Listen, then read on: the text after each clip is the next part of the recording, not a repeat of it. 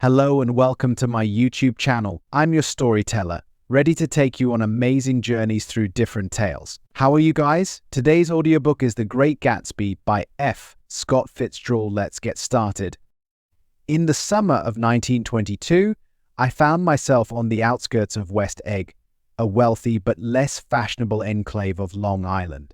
I had recently taken up residence in a modest rental home next to a grandiose mansion owned by the elusive Jay Gatsby. The old adage about proximity begetting curiosity held true, and it wasn't long before I became engrossed in the enigmatic life of my neighbor. Gatsby's mansion was a monument to opulence, a beacon of lights and music that dazzled the eyes and ears of all who ventured near. His parties were the stuff of legend affairs of grandeur and revelry, where the elite mingled with the desperate and the hopeful. Yet, behind the facade of extravagance lay a man shrouded in mystery. My own acquaintance with Gatsby was accidental, a chance encounter at one of these fabled gatherings where I, an observer by nature, found myself pulled into the orbit of this extraordinary man.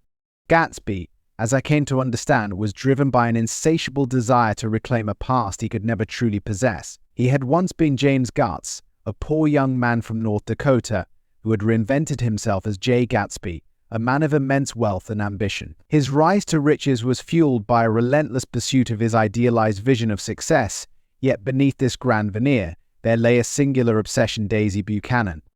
Daisy, whose voice was as melodious as the chime of an old-fashioned bell, was Gatsby's lost love, now married to Tom Buchanan, a man whose brutish demeanor stood in stark contrast to Gatsby's idealism. The Buchanans resided in the more fashionable East Egg, a realm of old money and entrenched privilege. Their world, though gilded, was one of hollow decadence and moral decay.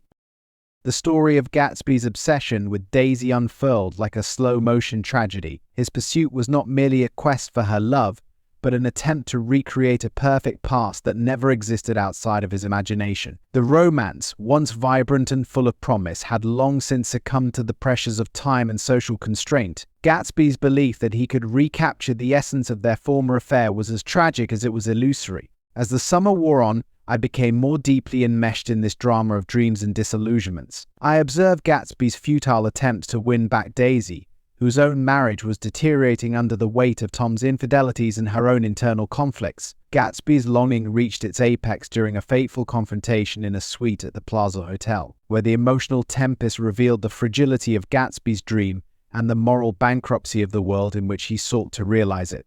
The denouement of this tragic saga arrived with the violence of a thunderclap. Gatsby's idealistic dreams met a stark reality when George Wilson, a mechanic whose wife Myrtle had been tragically killed in a hit-and-run accident involving a car belonging to Gatsby, mistakenly believed Gatsby to be the owner of the vehicle and the lover of his wife. In a fit of misguided vengeance, Wilson took Gatsby's life in the very mansion that had once symbolized hope and opulence.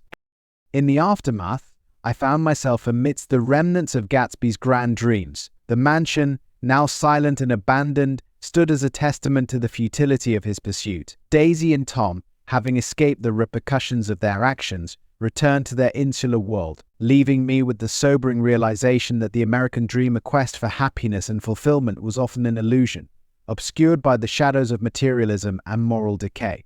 Thus I, like Gatsby before me, was left to ponder the ephemeral nature of dreams and the often cruel reality that punctuates our most ardent pursuits. Gatsby, in his unrelenting quest for a vision of perfection, had become a symbol of both the grandeur and the folly inherent in the American dream. His story, imbued with the melancholy of lost hopes, remains a poignant reflection on the nature of aspiration and the often tragic price of our ambitions. If you enjoyed this video, please like, share, and subscribe to the Sonic Library for more audiobooks. I hope this story left you with something to think about. Stay tuned for more new videos.